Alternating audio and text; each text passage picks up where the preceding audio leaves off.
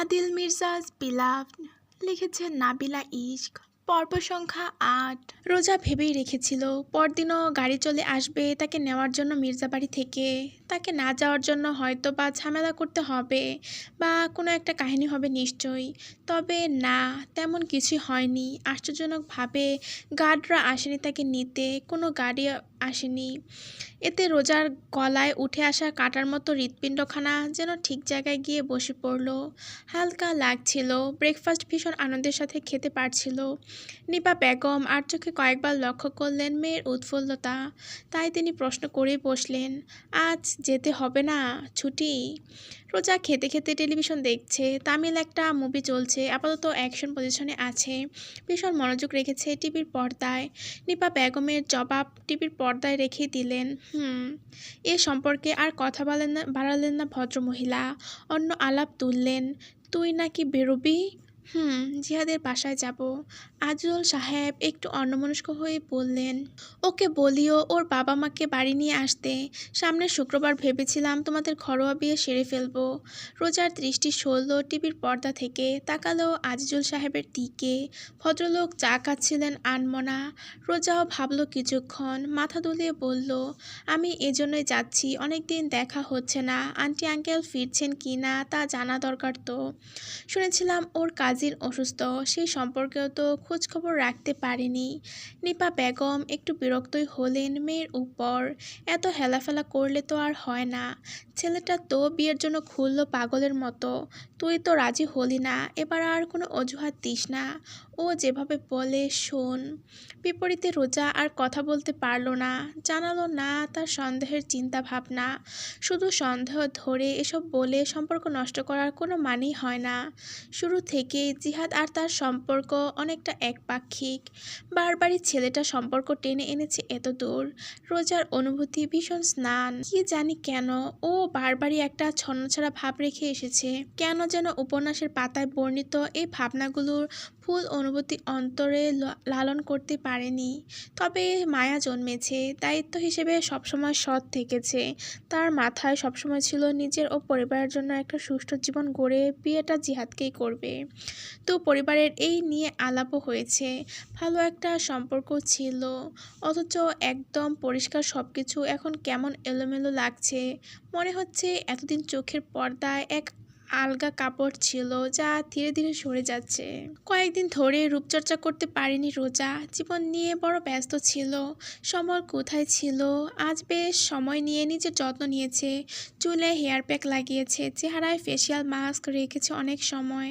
এরপর লম্বা সময় ধরে গোসল নিয়ে যখন বেরিয়েছে, তখন ঘড়ি কাঁটায় 2:04। রাজু তখন রোজার রুমের দুয়ারের সামনে দাঁড়িয়েছিল। মুখটা হাঁ করে রেখেছে। ওর এমন হতবিহ্বল মুখ দেখে বিরক্তই হলো রোজা। চোখ রাঙিয়ে তাড়াতে চাইল। এখানে ভ্যাবলার মতো দাঁড়িয়ে আছিস কেন? যা ভাগ। রাজু হতবাক সুরে কলকল করে বলে গেল, আপু তুমি কি মানুষ? আমার সন্দেহ আছে এতে। কোনো মানুষ কি 1.5 ঘন্টা ওয়াশরুমে কাটাতে পারে? মুহূর্তে চটে গেল রোজা। চুল মুছে রেখে ছুটে গিয়ে ধরল রাজুর কান। কান মলে দিতেই ছেলেটা হাহাকার করে উঠল। ব্যথায় প্রায় ঝুঁকে গেল। আওয়াজে দৌড়ে এলেন নিপা বেগম, তার হাতে ঝাড়ু। রাজু আর্তনাদ করতে করতে বিদ্রূপ করা ছাড়ল না। মা, এই তোমার কোনো সাধারণ মেয়ে নয় লা। এ হচ্ছে 1.5 ঘন্টা লাগিয়ে গোসল করা এক ভূতম মেয়ে তোমার। নিপা বেগম ধমকালেন ছেলেকে। নিজেই কান টেনে ধরে নিয়ে গেলেন সাথে করে। রোজা চোখ মুখ রাঙিয়ে দরজা আটকে দিল। গিয়ে বসলো ড্রেসিং টেবিলের সামনে। হেয়ার ড্রায়ার দিয়ে চুল শুকাতে শুকাতে চোখ গেল বেডসাইড টেবিলের উপরের ফ্রেমে। এক নজর চেয়ে আর চাইল না। কি দরকার? মেয়েটাকে দেখলেই বুক ভার হয়।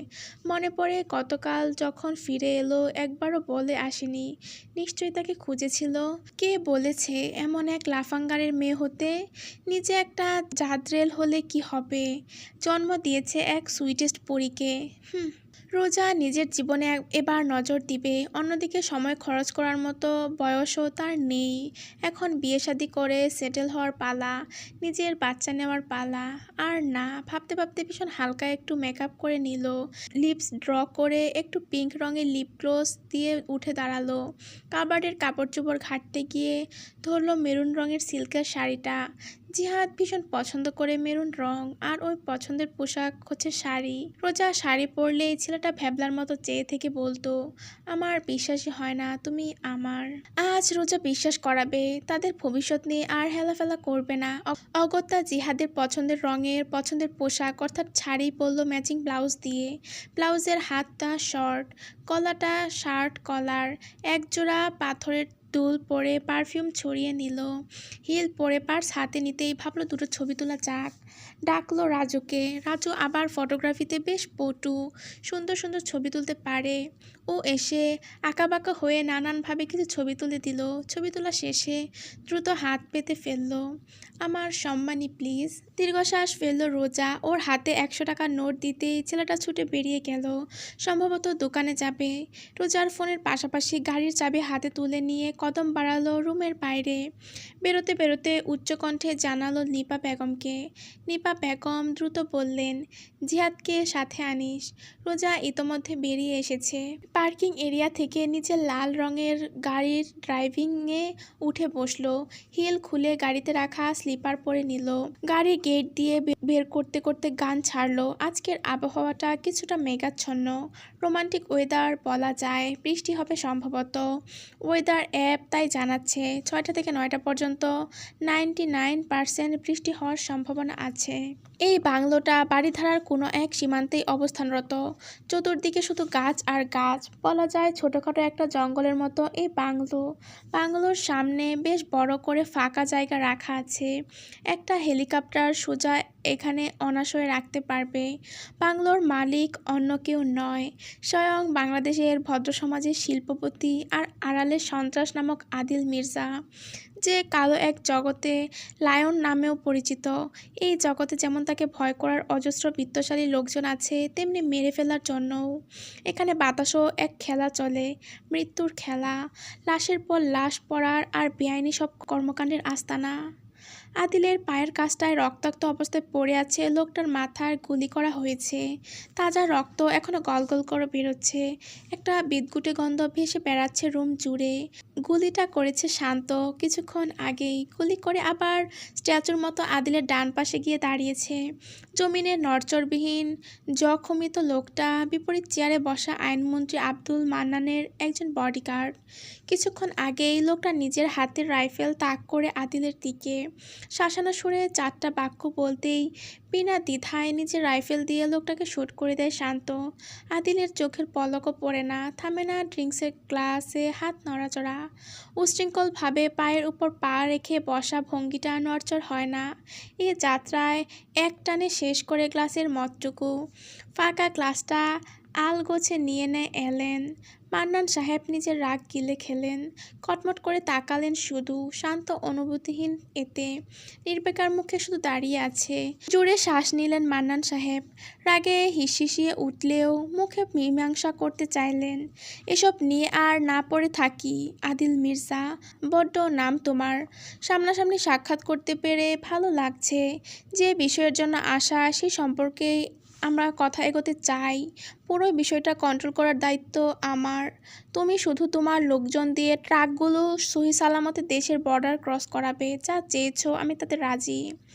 আদিল হাত বাড়ালো, ইশারা বুঝে চটপট একটা সিগারেট ধরিয়ে দিল শান্ত। সিগারেট ঠুটে চেপে মৃদুস্বরে হাসে আদিল। হাসতে এক পলক তাকায় মান্নান সাহেবের দিকে, দুষ্টু রকমের ইঙ্গিত দিয়ে বলেই বসে, নাইস, ভালো উন্নতি হয়েছে মন্ত্রী সাহেব, আই লাইক ইট। মান্নান সাহেবের পিত্তি জ্বলে ওঠে। মন চাইল এক টানে আদিলের হাস্যোজ্জ্বল মুখটা টেনে ছিঁড়ে ফেলতে, কিন্তু আপাতত সেই শক্তি তার নেই। পজিশন নড়বড়ে, কোটি কোটি টাকার ঝামেলা চলছে, মাথা নত করতেই হবে। তাই মুখে শুধু কুলুপেটে থাকলেন। লাইটার জ্বালিয়ে ধরেছে শান্ত, ঠোঁটে সিগারেট রেখেই মাথা বাড়িয়ে সিগারেটের মাথা ধরালো আদিল। সিগারেট আঙুলের ফাঁকে চেপে টান দেয়, বলে, বেশ রিস্ক, আমার ছেলেদের জানের ঝুঁকি, ওদের কিছু খরচাপাতি দিলে ভালো হয়, কি বলিস তোরা?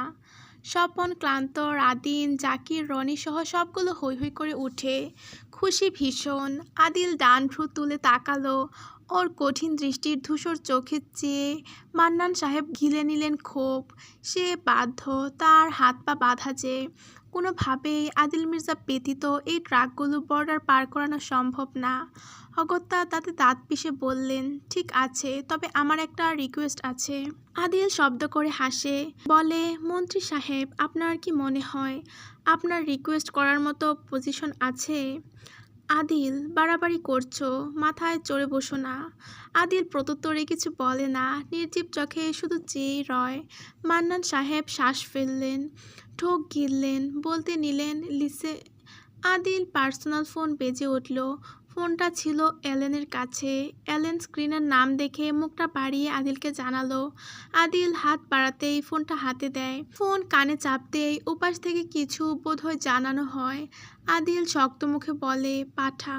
পরপর হোয়াটসঅ্যাপের টোন বেজে ওঠে। আদিল উদ্বিগ্ন হয়ে পাঠানো ছবিগুলো দেখে মুগ্ধ হওয়ার বদলে স্পষ্ট বিরক্ত হয়। ছবিটি রোজার। গাড়ি বের করছে বাড়ির গেট থেকে। ছবিতে রোজা ড্রাইভ করছে, সম্ভবত পরনে শাড়ি। এত সেজেছে কি ওই মদনের জন্য? আদিলের ইচ্ছে করলো এক্ষুনি মদনটাকে উড়িয়ে দিতে, অথচ কে জানে আজকের পর ওই মদন সারা জীবনের জন্য রোজার জীবন থেকে গায়েব হয়ে যাবে। তারপরও তার রাগ হচ্ছে, মনে হচ্ছে তার আশেপাশে আগুন ধরানো হয়েছে, জ্বলছে সব। কিছুক্ষণ নিস্তব্ধ হয়ে থাকলো চারিপাশ।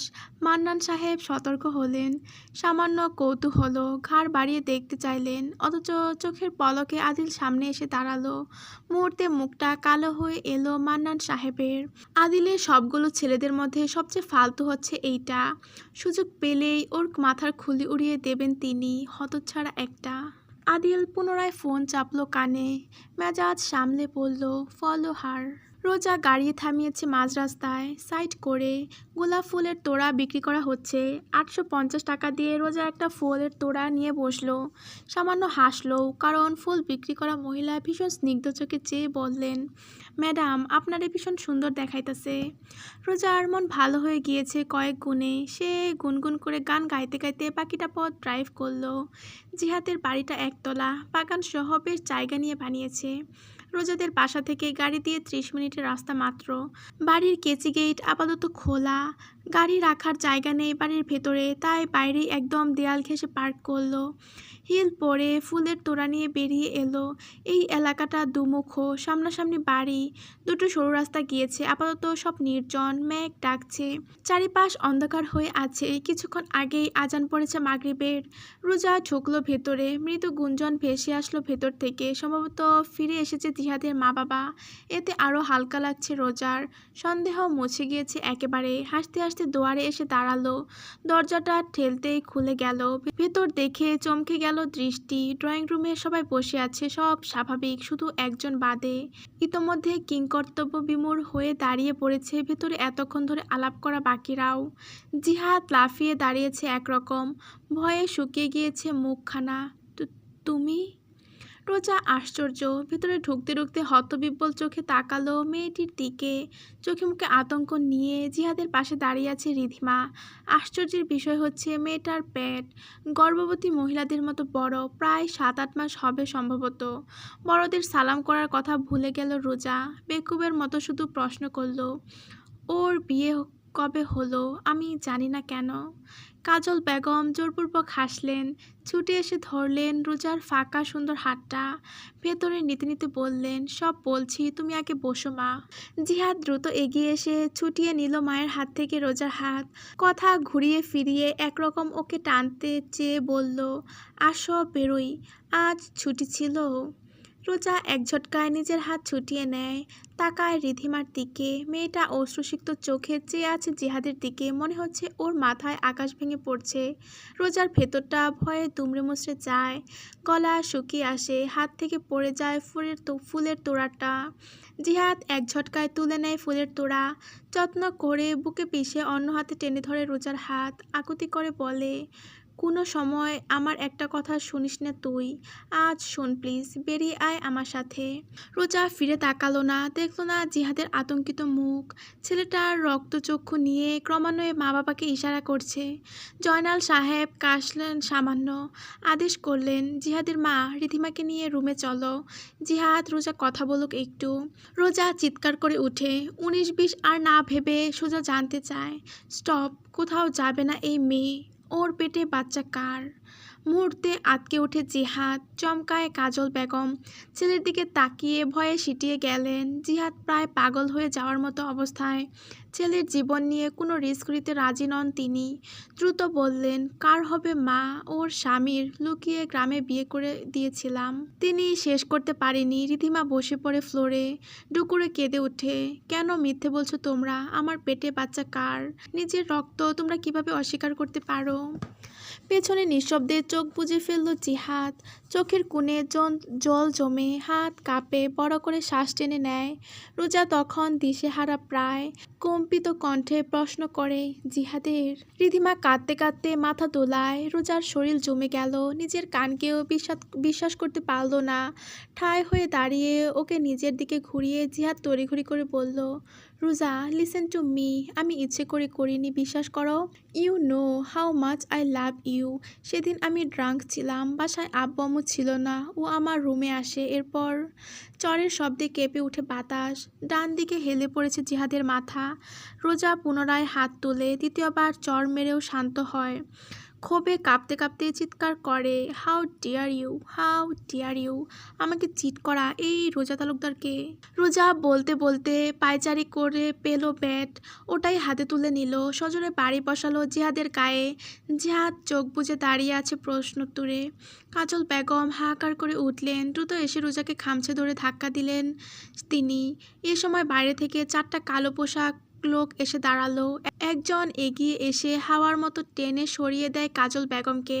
জয়নাল সাহেব আশ্চর্য হতবিহ্বল, চৌড়া গলায় প্রশ্ন করে গেলেন, কে তোমরা? জবাব নেই। রোজা সুযোগ পেয়ে আরও কয়েক ঘা লাগাতেই জিহাদ এবার বিপরীতে ব্যাট ধরতে চাইলে তার পেছনে দাঁড়ানো বডিগার্ড সহজেই হাঁটুতে বসিয়ে ফ্লোরে।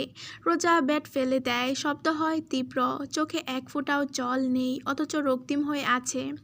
যে কোনো সময় জল গড়িয়ে পড়বে, অথচ মেয়েটা জেদ ধরে দাঁতে দাঁত পিষে রেখেছে।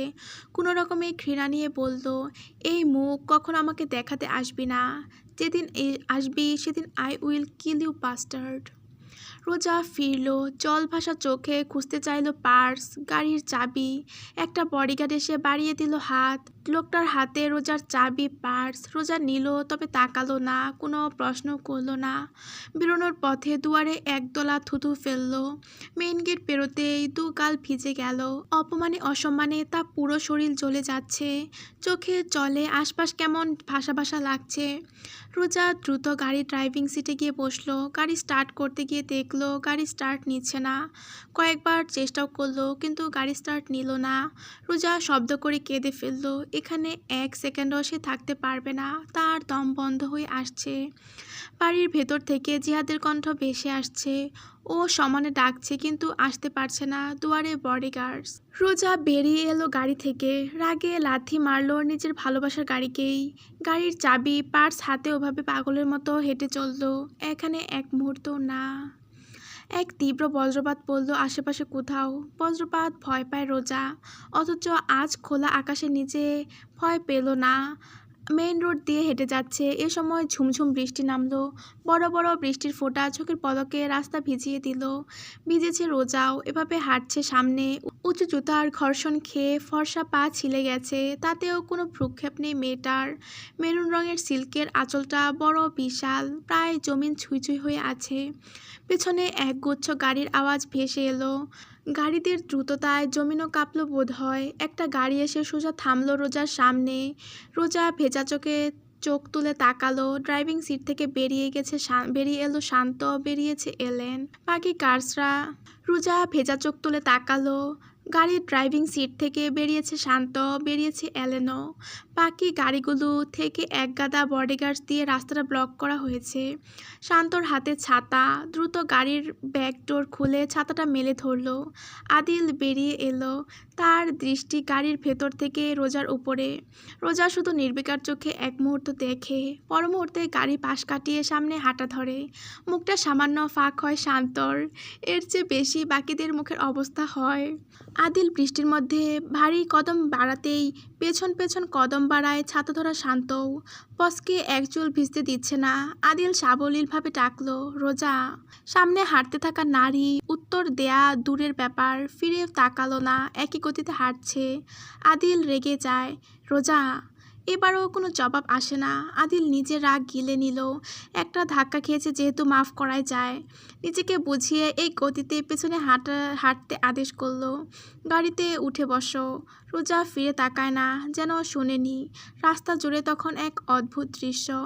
এক গাদা কালো গাড়ি দাঁড় করানো, রাস্তার মধ্যে হাঁটছে কালো পোশাকের বডিগার্ডসদের সামনে আদিল, আর আদিলের সামনে হাঁটছে রোজা। এমন দৃশ্যে দু একটা যাতায়াত করা মানুষ গাড়ি দাঁড়াতে চাইলে বডিগার্ডসগুলো হুমকি দামকি দিয়ে রাস্তা ক্লিন করছে।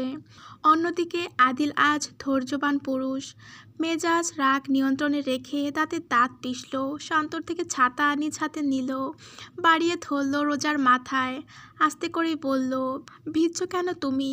Did you see yourself?